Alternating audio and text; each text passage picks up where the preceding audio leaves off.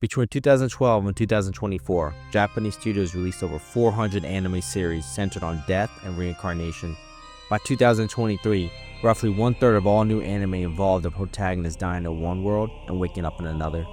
An entire generation is watching fictional characters solve their problems by ceasing to exist. You know what they call that when it's not animated. Good evening, my name is Winston Eves, and from my library we are examining a market trend. Before going any further, it helps to define the word being used so casually. Isekai is a Japanese genre of fiction in which a character is removed from their ordinary life, often through death, and reborn into another world, usually a fantasy one. The defining feature is not travel, it is replacement. The original life ends, and the new one begins. In 2010, 5 Isekai anime series were released in 1 year. In 2016, that number grew to 17 per year. By 2023, almost 50. This is not organic growth. It is replication at industrial speed. The genre expanded faster than its own protagonist can reincarnate. The formula is remarkably consistent. An ordinary person, often unemployed, isolated, or unsuccessful, is struck by a vehicle and dies. The internet named this recurring event Truck-kun because it appears so frequently that it became a joke. In these stories, death is not treated as loss or tragedy. It is treated as a solution. It is the mechanism that allows the story to improve. Throughout the late 2010s, Isekai novels dominated the Japanese bestseller list. Titles like That Time I Got Reincarnated as a Slime, ReZero, and Mushoku Tensei generated hundreds of millions across books, animation, and merchandise. Fantasy stories, Winston. Swords, magic, destiny, comfort food for the soul. Traffic fatalities, though? That was not on the brochure. This is not a niche interest. It is a billion-dollar industry producing reincarnation narratives at scale, primarily consumed by adolescents and young adults during the most formative years of identity development. Someone is buying these stories in large numbers, and they are buying the same story repeatedly. That repetition is not accidental. It is a signal. The speed at which it accelerated matters, because it coincided with the fastest global expansion of anime consumption in history. Anime is no longer a subculture. It is a mainstream delivery system, and this particular story is one of the most aggressively repeated messages. Every isekai follows nearly the same template.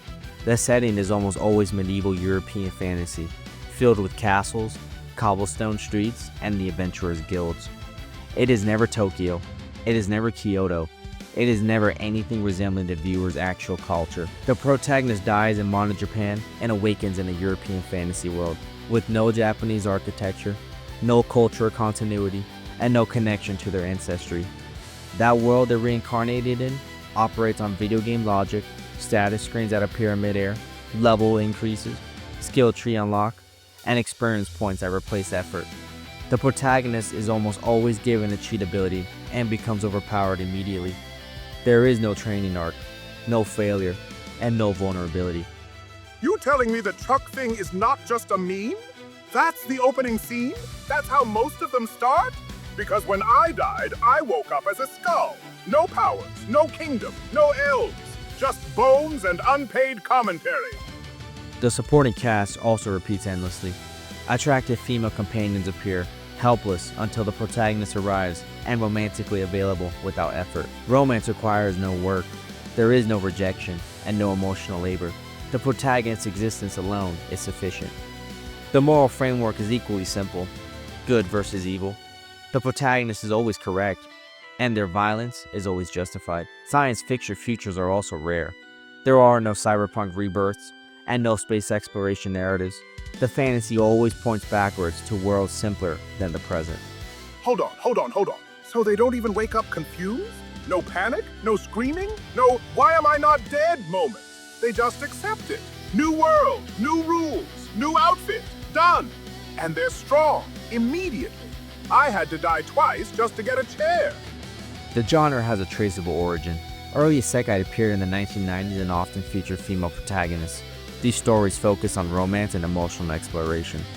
The modern formula crystallized in 2009 with Sword Art Online, which introduced a male protagonist, MMO mechanics, overpowered abilities, and multiple love interests. When the anime adaptations succeeded, publishers took notice. The formula was replicated, refined, and eventually industrialized. Web novel platforms allowed amateur writers to publish directly. Readers voted on popularity. Successful stories were adapted, and the feedback loop accelerated. Reincarnation itself is an Eastern spiritual concept rooted in Buddhism and Hinduism, involving karma, consequence, and growth across lifetimes. Isekai removed all of that. There is no karma and no consequence. You die, you gain power, and you win. The spiritual framework was gutted and replaced with wish fulfillment. This is not just escape, it is rejection. Instant power, instant respect, instant praise. You die and wake up employee of the month. And the women just appear. No conversation, no effort, no awkward pauses. I can't even flirt. I don't have lungs. That's not romance. That's wish fulfillment with a pulse. To understand why this genre exploded, you have to understand the environment it emerged from. Modern Japanese society is built on endurance, long hours, rigid hierarchies, expectations that discourage refusal and reward silence. Work culture does not end at the office. It extends into mandatory social obligations, unspoken loyalty tests, and an expectation that personal life remains secondary to professional obligations. Failure is not treated as a learning process. It is treated as a stain. And for many young people, the message is very clear early on. Do not stand out. Do not fall behind. Do not complain. And you must endure. But endurance without meaning eventually collapses into withdrawal. This is not burnout, it is suffocation. So who is purchasing this content? Persistent sadness among United States high school students rose sharply between 2011 and 2021. And similar trends appear across other developed nations. Japan reports over 1 million individuals who have withdrawn from society entirely, some for years. They were referred to as a hikikomori. Hikikomori are not lazy. They're not rebelling. They retreat into their homes, often into a single room, cutting off face-to-face contact with society for 6 months or longer. Some do not leave for years, some for decades. They are not protesting society, they are overwhelmed by it. Now consider what Isekai offers in contrast. In Isekai, failure is impossible. You cannot fall behind. You cannot disappoint your parents. You cannot embarrass yourself publicly. You cannot be rejected by employers, peers, or romantic partners. You die once, and all expectations reset.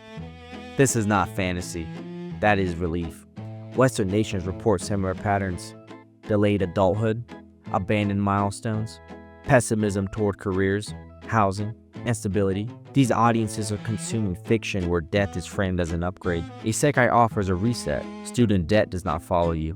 Job rejection disappears, and social failure evaporates. Humor surrounds the concept. Phrases like "waiting for Truck-kun" or "where is my reincarnation" circulate constantly online. These are not jokes. They are transaction receipts, and the industry is reading them. Okay, those numbers are bad. That's not internet whining. That's real people. So fantasy didn't get better. Reality just stopped working. At first glance, this all appears harmless. Absurd premises escalate into self-parody. A vending machine, a sword, a slime with thoughts. It looks like creativity spiraling out of control, but the data does not treat it as a joke. Suppliers operate entirely on metrics such as sales, engagement, completion rates, and retention time. What performs gets replicated, and everything else disappears.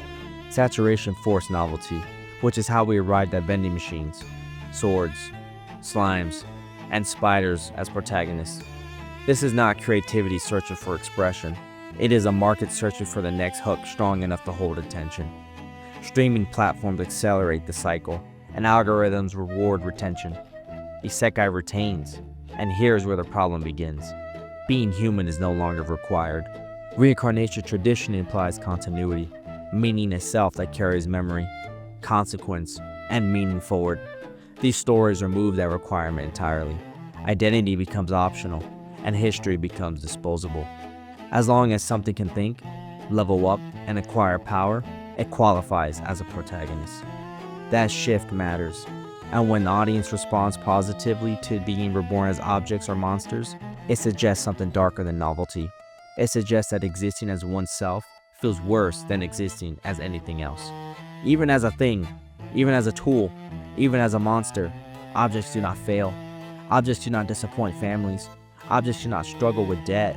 status, or wasted potential. Objects have defined purpose. For someone who feels purposeless, that clarity is comforting. This is where the rot begins. The fantasy stops being about adventure and becomes about escape from identity itself. Not improving a life, not repairing a self, replacing it. What appears to be harmless entertainment is actually preference data repeated often enough to be measurable. The preference is not for the fantasy. The preference is for not being here. This is the product. So they're not escaping danger. They're escaping identity. I don't think people want to die, but a lot of them sure don't want to be here. Notice what is missing from these narratives. The protagonist almost never tries to go back. There is no urgency, no homesickness, no unfinished business. The old life disappears the moment the new one begins, because the fantasy is not rebirth, it is replacement. Going back will require the old life to matter. Psychological investment shifts entirely to fantasy, leaving very little for the present. Traditional fantasy involves struggle, growth, and consequence. Isekai removes all three. You die, and you return improved. It is a narrative optimized for quitting. Wait, they don't miss home? No parents? No friends? No, I should check if anyone's okay. They just move on.